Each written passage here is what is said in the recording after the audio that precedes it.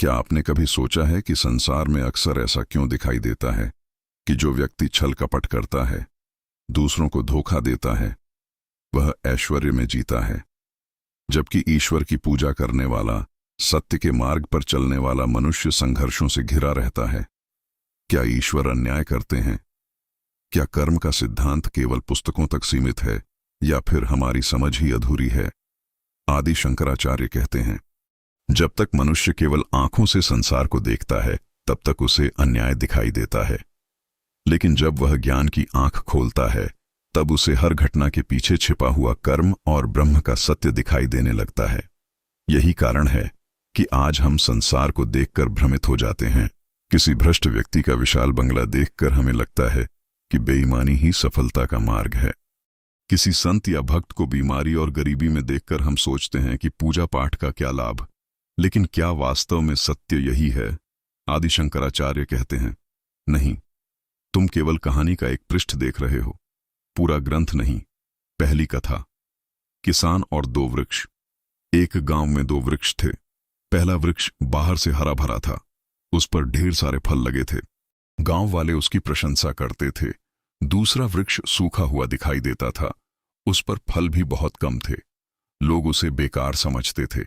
एक दिन तेज आंधी आई, हरा भरा वृक्ष जड़ से उखड़ गया, क्योंकि उसकी जड़ें अंदर से खोखली हो चुकी थीं। लेकिन सूखा दिखने वाला वृक्ष अडिग खड़ा रहा। क्यों? क्योंकि उसकी जड़ें धरती में बहुत गहराई तक थीं। शंकराचार्य कहते हैं, मनुष्य का जीवन भी ऐसा ही है, जिसका सुख केवल बाहरी धन पर टिका है। वह देखने में महान लगता है, लेकिन भीतर भय, लालच और अशांति से भरा रहता है। और जो ईश्वर के मार्ग पर चलता है, उसकी जड़ें आत्मा में होती हैं। बाहर कठिनाइयां दिखाई देती हैं, लेकिन भीतर शांति होती है। कर्म का पहला रहस्य। अद्वैत वेदांत कहता है, मनुष्य के जीवन में 3 प्रकार के कर्म कार्य करते हैं: संचित कर्म, प्रारब्ध कर्म और क्रियमाण कर्म। जो छल कपट करने वाला आज सुखी दिखाई दे रहा है, संभव है कि वह अपने पुराने शुभ कर्मों का फल भोग रहा हो, लेकिन जो नए पाप वह कर रहा है, उनका फल अभी संचित हो रहा है। इसी प्रकार जो भक्त आज दुख झेल रहा है, वह अपने पुराने प्रारब्ध कर्म समाप्त कर रहा है, और वर्तमान में जो शुभ कर्म कर रहा है, वह भविष्य की महान शांति का बीज बो रहा है। इसीलिए वर्तमान देखकर निर्णय मत करो। समय ही कर्मों का न्यायाधीश है। सुख की सबसे बड़ी भूल, आदि शंकराचार्य कहते हैं, जिसे संसार सुख समझता है, वह वास्तव में क्षणिक अनुभव है। धन, पद, प्रतिष्ठा, ये सुख नहीं, सुख का भ्रम है। यदि धन ही सुख होता तो संसार के सबसे अमीर लोग कभी तनाव में नहीं रहते। यदि सत्ता ही आनंद होती तो राजा कभी बेचैन नहीं होते। लेकिन इतिहास गवाह है, अनेक राजा भय में मरे और अनेक संत मुस्कुराते हुए संसार छोड़ गए। तो फिर वास्तविक सुख क्या है? शंकराचार्य उत्तर देते हैं, जो आत्मा में स्थित है वही सुख है, बाकी सब केवल बदलती हुई परिस्थितियां हैं। दूसरी कथा, व्यापारी और साधु। एक व्यापारी था, उसने छल कपट से अपार धन कमाया। लोग उसे सफल कहते थे, लेकिन हर रात वह अपने घर के सभी दरवाजे कई बार जांचता था। उसे हर समय डर रहता था कि कहीं कोई उसका धन न छीन ले। दूसरी ओर एक साधु नदी किनारे रहता था। उसके पास केवल एक वस्त्र था, लेकिन वह निश्चिंत होकर सोता था। क्यों? क्योंकि खोने के लिए उसके पास कुछ भी नहीं था। आदि शंकराचार्य कहते हैं, जिसके पास जितना अधिक मोह है, उसके भीतर उतना ही अधिक भय है। इसीलिए बाहरी वैभव देखकर किसी को सुखी मत मानो। भक्त दुखी क्यों दिखाई देता है? यह प्रश्न हर युग में पूछा गया है। शंकराचार्य कहते हैं, ईश्वर भक्त को दंड नहीं देते, बल्कि उसका चित्त शुद्ध करते हैं। जिस प्रकार सोने को अग्नि में तपाया जाता है, वैसे ही भक्त का मन कठिन परिस्थितियों से निर्मल होता है। अज्ञान वाला व्यक्ति दुख को शाप समझता है, ज्ञानी व्यक्ति उसी दुख को मुक्ति का मार्ग बना लेता है। अद्वैत का सबसे बड़ा रहस्य। शंकराचार्य कहते हैं, जब तक तुम स्वयं को केवल शरीर मानते हो, तब तक सुख और दुख दोनों तुम्हें बांधते रहेंगे। लेकिन जिस दिन तुम्हें अनुभव हो जाएगा कि मैं शरीर नहीं, मैं शुद्ध चैतन्य आत्मा हूं, उस दिन संसार की घटनाएं तुम्हें प्रभावित नहीं करेंगी। यही अद्वैत है, यही मुक्ति है। आदि शंकराचार्य कहते हैं, संसार में जो दिखाई देता है वही अंतिम सत्य नहीं होता। मनुष्य केवल वर्तमान को देखता है, लेकिन ईश्वर कर्मों की संपूर्ण यात्रा को देखते हैं। इसी बात को समझाने के लिए एक प्राचीन कथा सुनाई जाती है, राजा और सन्यासी की कथा। एक राज्य में एक राजा था। उसके पास अपार धन, सेना, महल और वैभव था। वह प्रजा के सामने धार्मिक होने का दिखावा करता था, लेकिन भीतर से अत्यंत लोभी और क्रूर था। वह गरीबों की भूमि छीन लेता, निर्दोषों को दंड देता और छल से अपना खजाना भरता। उसी राज्य में एक सन्यासी रहता था। उसके पास न धन था, न घर, न कोई संपत्ति। वह प्रतिदिन ईश्वर का स्मरण करता और लोगों को आत्मज्ञान का उपदेश देता। लोग अक्सर कहते, हे प्रभु, यह कैसा न्याय है? पापी राजा सुखी है और संत कष्ट झेल रहा है। एक दिन सन्यासी ने मुस्कुराकर कहा, तुम केवल आज देख रहे हो, मैं कर्मों की धारा देख रहा हूं। समय बीतता गया, राजा का लोभ बढ़ता गया। उसके अपने ही मंत्री उसके विरुद्ध हो गए। पुत्रों में सिंहासन के लिए युद्ध छिड़ गया। जिस धन को उसने जीवन भर इकट्ठा किया, वही उसके विनाश का कारण बन गया। दूसरी ओर सन्यासी के पास कुछ नहीं था, इसलिए उससे कुछ छिन भी नहीं सकता था। वह अंत तक शांत और प्रसन्न रहा। शंकराचार्य कहते हैं, जिस सुख की जड़ें अज्ञान में हों, उसका अंत दुख में ही होता है। ईश्वर भक्त की परीक्षा क्यों लेते हैं? बहुत से लोग पूछते हैं, यदि मैं पूजा करता हूं, फिर भी मेरे जीवन में कठिनाइयां क्यों आती हैं? अद्वैत वेदांत इसका उत्तर बहुत सुंदर ढंग से देता है। ईश्वर किसी को दुख देने में आनंद नहीं लेते। कठिन परिस्थितियां अक्सर हमारे भीतर छिपे अहंकार, भय और आसक्ति को उजागर करती हैं।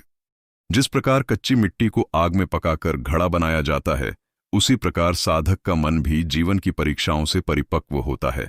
भक्ति का अर्थ यह नहीं कि जीवन में कभी कठिनाई नहीं आएगी। भक्ति का अर्थ है कठिनाई के बीच भी मन की शांति बनी रहे। यही सच्चा सुख है। आदि शंकराचार्य कहते हैं, जिसे तुम संसार का सुख समझ रहे हो, वह अक्सर केवल इंद्रियों का क्षणिक आनंद है। आत्मा का सुख इससे बिल्कुल अलग है। यही भ्रम मनुष्य को बार बार उलझाता है। वह किसी धनवान व्यक्ति को देखकर सोचता है कि उसके जीवन में कोई दुख नहीं होगा, लेकिन वह उसके भीतर के भय, असुरक्षा, तनाव और अकेलेपन को नहीं देख पाता। इसी सत्य को समझाने के लिए एक और कथा सुनो, धनी सेठ और गरीब ब्राह्मण की कथा। एक नगर में एक अत्यंत धनी सेठ रहता था। उसके महल में सोना चांदी, नौकर चाकर और अपार संपत्ति थी, लेकिन उसने यह धन ईमानदारी से नहीं कमाया था। व्यापार में छल करता, गरीबों का हक मारता और झूठ बोलकर धन इकट्ठा करता। उसी नगर में एक निर्धन ब्राह्मण रहता था।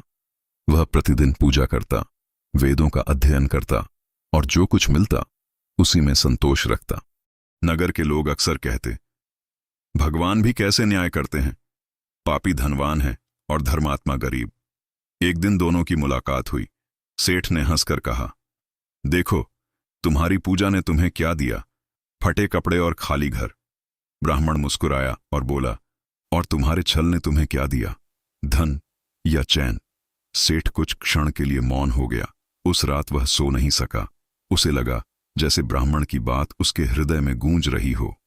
कर्म का अटल नियम। शंकराचार्य कहते हैं, कर्म कभी नष्ट नहीं होता। जैसे बीज बोने के बाद फल आने में समय लगता है, वैसे ही कर्मों का फल भी उचित समय पर मिलता है। कभी कभी अच्छे कर्म का फल तुरंत नहीं मिलता और बुरे कर्म का दंड भी देर से आता है। इसलिए अज्ञानी व्यक्ति भ्रमित हो जाता है। यदि किसान आज बीज बोए और कल फल मांगने लगे, तो क्या यह संभव है? नहीं। उसी प्रकार ईश्वर की व्यवस्था भी धैर्य से चलती है। माया का सबसे बड़ा जाल। अद्वैत वेदांत कहता है कि संसार माया है। इसका अर्थ यह नहीं कि संसार झूठा है, बल्कि यह कि हमारी धारणाएं अधूरी हैं। हम धन को सुख समझ लेते हैं, हम प्रसिद्ध को सफलता मान लेते हैं, हम शरीर को ही अपना वास्तविक स्वरूप समझ लेते हैं।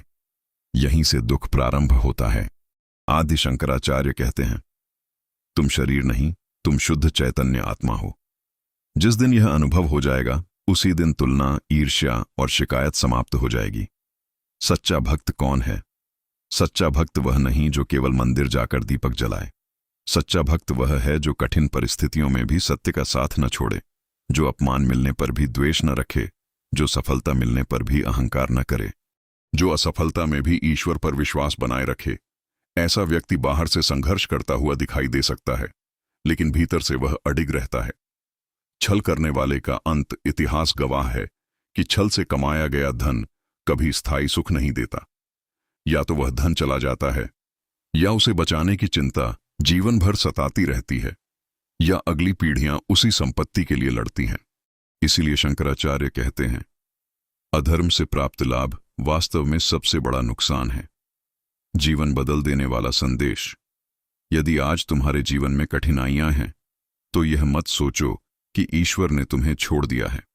हो सकता है कि तुम्हारे पुराने कर्म समाप्त हो रहे हों, और यदि कोई अधर्मी सुखी दिखाई दे रहा है तो उससे ईर्ष्या मत करो, क्योंकि तुम उसके वर्तमान को देख रहे हो, उसके भविष्य को नहीं।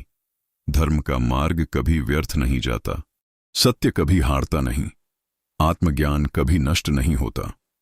आदि शंकराचार्य का अंतिम संदेश है, सुख और दुख दोनों आते जाते रहते हैं। जो आत्मा को जान लेता है वही वास्तव में मुक्त और आनंदमय हो जाता है। यदि यह कथा आपके हृदय को स्पर्श कर गई हो तो इसे केवल एक कहानी न समझें, बल्कि अपने जीवन में उतारने का प्रयास करें और YouTube चैनल को सब्सक्राइब करें और वीडियो को लाइक और कमेंट करें। हर हर महादेव। ओम नमः शिवाय।